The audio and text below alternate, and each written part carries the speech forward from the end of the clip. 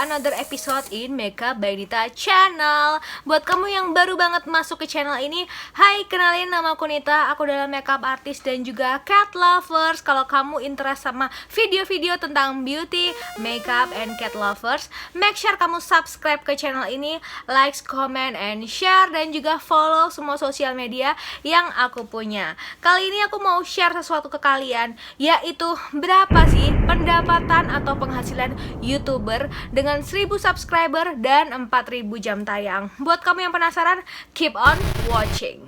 Guys, kali ini aku akan ceritain ke kalian experience aku dalam membangun YouTube channel ini sampai ketika aku ke 1000 subscriber dan juga 4000 jam tayang. Tapi kali ini berbeda, aku akan melakukan ini sambil skincarean karena beberapa komen dari kalian itu pengen tahu skincare aku apa. Yang pertama adalah, ini adalah Miss Racikan aku. Kalau kamu follow aku terus di Instagram dan juga kamu subscriber aku, kamu pasti tahu apa face mist yang membuat aku itu bisa menyembuhkan jerawat aku. So, kali ini aku akan bercerita sambil aku akan memakai skincare.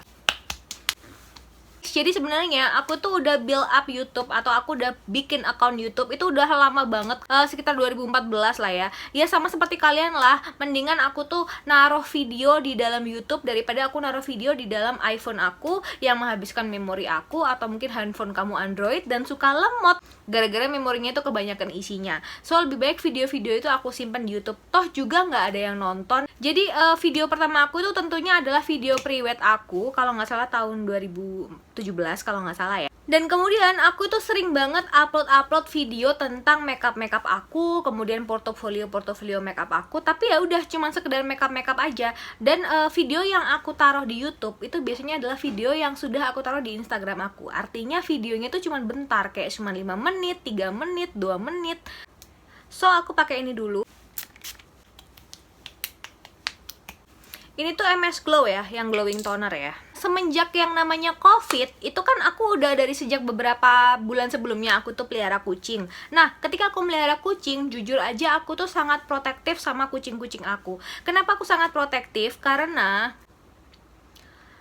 sering beberapa kali kucing aku tuh mati tiba-tiba sebelumnya. Bukan kucing yang aku pelihara ya, tapi itu tuh kucing stray yang kayak cuman main-main di depan rumah aku, terus tiba-tiba dia mati, dan matinya di rumah aku. Padahal aku juga yang kasih makan, aku juga yang sering main sama mereka, tapi dia itu mati banyak, mulai dari yang kitten sampai yang dewasa. Dan itulah hal yang mendasari kenapa aku tuh sangat concern sama makanan kucing, kenapa aku tuh sangat protektif sama kucing aku, dan kenapa kalau misalkan kucing aku tuh sakit sedikit aja, aku tuh paniknya bukan main. Videonya itu 7 bulan yang lalu yang menceritakan ketika Unyul tuh kehilangan anak kucingnya karena dia prematur, karena dia lahiran tuh di bawah 1 tahun, dan dia tuh kawinnya itu sama Unyil yang mana dia adalah saudaranya, makanya itu kenapa anaknya cacat. Dan video itu mendapatkan respon yang luar biasa, bahkan sampai sekarang itu ada 12k view. Sebenarnya 12k views itu bukan view yang banyak banget ya. Nanti aku akan kasih tahu kamu kenapa. Karena pendapatan seorang YouTuber dari 1000 view itu tuh nggak banyak, jujur aja. Nah, kemudian sejak saat itu aku tuh kayak upload aja gitu apa yang pengen aku upload, tentang beauty, tentang kucing, beberapa kali juga tentang make up. Pokoknya kontennya tuh campur-campur. Dan sampai sekarang juga masih akan campur-campur sih, karena memang cat story itu adalah hal yang akan aku share dalam playlist aku yang namanya Cat Story. Sebenarnya account aku itu pertama kali itu adalah untuk entertain aja. And then aku pakai Elsa Skin. Ini yang Radiant Skin Serum ya. Lalu aku tuh terus uploadnya tuh juga nggak konsisten. Kadang-kadang seminggu 2 kali, kadang-kadang seminggu sekali, kadang-kadang sebulan sekali. Pernah suatu saat itu aku tuh upload setiap minggu sekali. Kemudian aku tuh nggak upload 3 bulan.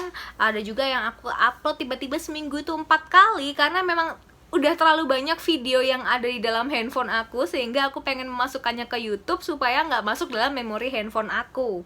Dan sebenarnya respon yang aku lihat itu untuk YouTuber kecil itu masih oke-oke aja. Ada 1,2k, ada yang 204 view, ada yang 507, ada yang 1k view. Jadi pada saat itu tuh aku, oh ternyata tuh ada yang nonton ya bikin konten kayak gini ya. Aku kira bikin konten itu ya, maksudnya aku tuh kan bukan siapa-siapa. Di Instagram itu juga aku tuh nggak terlalu aktif, karena sebenarnya aku tuh bukan orang yang into sama sosial media ya. Lalu kemudian ada hal yang sedikit merubah mindset aku, yaitu ketika aku itu iseng banget 5 bulan yang lalu itu nge-battle antara Pro-Plan versus Royal Canin. Kenapa? Karena aku sendiri juga merasa memang antara dua produk itu adalah produk yang benar-benar kayak skornya itu hampir 1:1 gitu loh. Kita kayak nggak bisa memilih, kita kalau mau gemuk pakai Pro-Plan, tapi kalau mau kucingnya itu bulunya lebat itu harus pakai Royal Canin. Nah dari situlah aku menganalisa berdasarkan dari riset-riset, berdasarkan dari jurnal, berdasarkan dari website-website dari luar negeri, kemudian juga berdasarkan juga dari YouTube dari luar negeri. Kalau kalian lihat di link description box, itu di situ ada semua sumber-sumber yang aku percayai dalam mendeskripsikan makanan kucing, kalau kalian rajin baca loh ya. Nah kemudian dari situ itu kayak waktunya itu berbarengan dengan adanya musim COVID. Nah, kalian kan tahu ya, ketika musim COVID itu banyak orang yang kehilangan pekerjaan, banyak orang itu yang invoice-nya tidak dibayar dalam pekerjaannya.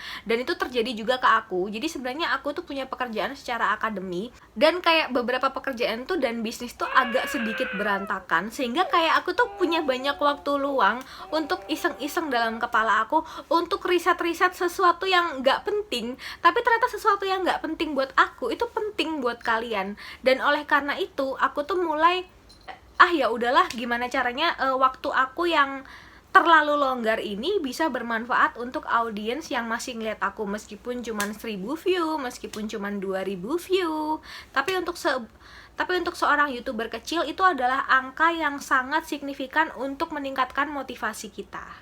Dan sebenarnya berkarir di YouTube itu bukanlah sebuah tujuanku ya, karena kembali lagi aku tuh kepengen men-share sesuatu yang sekiranya bermanfaat buat kalian, yang memang sudah biasa aku lakukan gitu loh. Aku tuh memang selalu menganalisa komposisi makanan kucing karena aku tuh sangat protektif sama kucing aku. Jadi bukan karena aku mencari-cari konten untuk membedah makanan dan lain-lain, tapi karena aku tuh super dan sangat protektif sama kucing-kucing aku. Jadi untuk menggeser pikiran aku dari sebuah kesetresan, itu aku menggunakannya dengan cara yang positif seperti ini. Dan kebetulan karena aku juga ngambil magister, jadi aku udah terbiasa untuk baca jurnal. Akhirnya yang biasanya aku baca jurnal tentang teknik, aku jadi baca jurnal tentang dokter hewan. Kali ini aku pakai Time Revolution dari Misha. Nah semakin lama karena keisenganku ini, tiba-tiba aku tuh kayak ngerasa enjoy gitu loh ngejalaninnya. Oh ternyata ketika kita membuat video yang mungkin tidak sesuai dengan akademi kita ya, karena latar belakangku teknik, kemudian yang sering aku baca itu adalah hal-hal yang berbau dengan kandungan-kandungan makanan dan jurnal dokter hewan.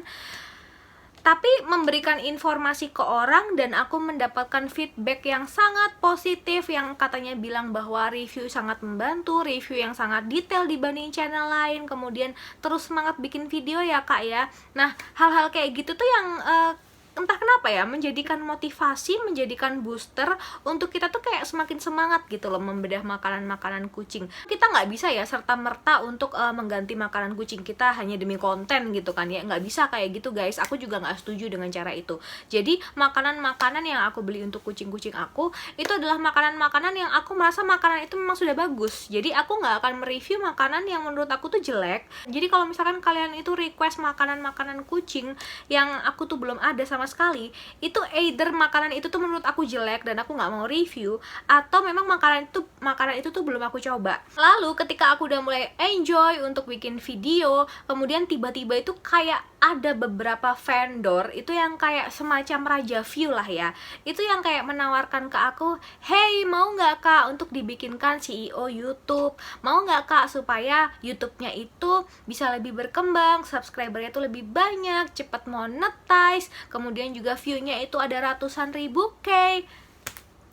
I feel like, emang bisa ya beli subscriber di YouTube kayak kamu beli subscriber di Instagram? Emang bisa ya kamu tuh beli likes di YouTube kayak kamu tuh beli likes di Instagram? Emang ada ya kayak gitu ya? pasti bakalan monetize tuh setelah 3 bulan. Oh mau dong, berapa harganya? 12 juta. What? Mahal banget. Ada jasa-jasa yang lain itu yang menawarkan ke aku tuh dengan harga yang bervariatif. Ada yang 6 juta, paling murah itu adalah 4 juta. Dengan dalih mereka itu akan mempercepat monetize di video aku itu hanya dalam waktu 2-3 bulan, artinya dijamin sama mereka pasti akan monetize. Dan ya guys, aku yang nggak punya duit lah ya, gimana ya, aku bikin YouTube itu kan memang karena aku ya iseng-iseng aja, emang senang-senang aja aku bedah komposisi, bukan karena memang pengen aku bisnisin kan.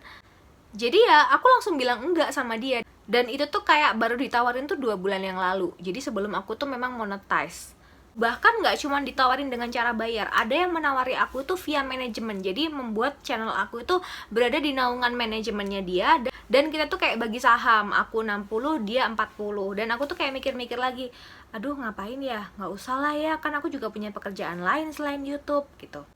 Lalu kemudian ya udah aku jalanin aja ini YouTube, dan aku kayak menemukan beberapa pola, yang mana polanya itu juga aku pelajari dari YouTube dari Dan JC. Kalau kalian lihat Dan JC ya, di situ tuh banyak banget tutorial-tutorial bagaimana cara kita mengembangkan YouTube kita tuh secara organik. Dan itu juga yang aku lakukan. Yang pertama adalah aku melakukan constantly upload. Jadi aku upload itu seminggu itu 3 kali, dan itu konsisten setiap Senin, Kamis, dan Sabtu. Kadang-kadang aku menambahkan satu video di hari-hari lain yang kira-kira memang memori iPhone aku tuh udah kepenuhan gitu loh. Jadi aku kasih aja, aku taruh aja videonya di dalam situ. Dan juga memaksimalkan yang namanya tag. Kemudian memberikan deskripsi yang jelas di dalam description box. Memang mungkin banyak orang yang nggak akan baca description box, tapi itu memberikan wujud profesionalitas dari YouTube kita. Dan YouTube itu membaca itu. YouTube itu membaca keprofesionalitasan kita dalam menjabarkan sebuah kata-kata dalam description box. Itulah yang dicari sama YouTube. Kalau misalkan YouTube kamu itu description boxnya udah oke, settingannya udah oke, kata kuncinya juga udah oke, dan judul yang kamu berikan itu oke, kemudian kamu juga belajar thumbnails, yaitu belajar membuat cover dari sebuah video ya, kemudian belajar editing sedikit lah ya. Sebenarnya nggak perlu kita itu lulusan multimedia untuk bisa mengedit sebuah YouTube. Sekarang tuh tutorial YouTube tuh udah banyak banget, jadi kamu tuh bisa belajar nge-YouTube sebagai YouTuber pemula. Dan by the way, aku ini hanya menggunakan iPhone 7, dan setahu aku iPhone itu, meskipun iPhone 4 pun yang dulu aku pernah punya, itu kamera atau videonya itu sudah lebih bagus daripada handphone Android lainnya yang harganya low rate ya. Kemudian setelah aku constantly upload dan juga melakukan cara-cara dari Dan JC, tiba-tiba 1 bulan kemudian YouTube aku itu udah 1000 subscriber dan jam tayangnya bahkan 6 ribuan. Jadi YouTube aku ini termasuk YouTube yang watch time-nya itu lebih tinggi daripada subscribernya. Jadi sebenarnya aku udah dapat 4000 jam tayang itu udah agak lama, tapi subscribernya itu nggak naik-naik. Subscribernya itu kayak stuck di angka 350. Padahal watch time aku itu sudah sekitar 4000-an lebih. Lalu ini adalah finalisasi. Jadi sebenarnya berapa sih gaji dari YouTuber yang pemula yang udah 1000 subscriber dan juga yang 4000 jam tayang? So aku akan kasih tahu kalian ini. Tararat. Ada Molly lagi di situ. Jadi guys, gaji untuk YouTuber pemula ketika aku tuh udah goal 1000 subscriber dan 4000 jam tayang, itu gajiku tuh cuman $1,9. Bayangin $1,9 itu berapa. Nah jadi gini guys, ketika kita itu sudah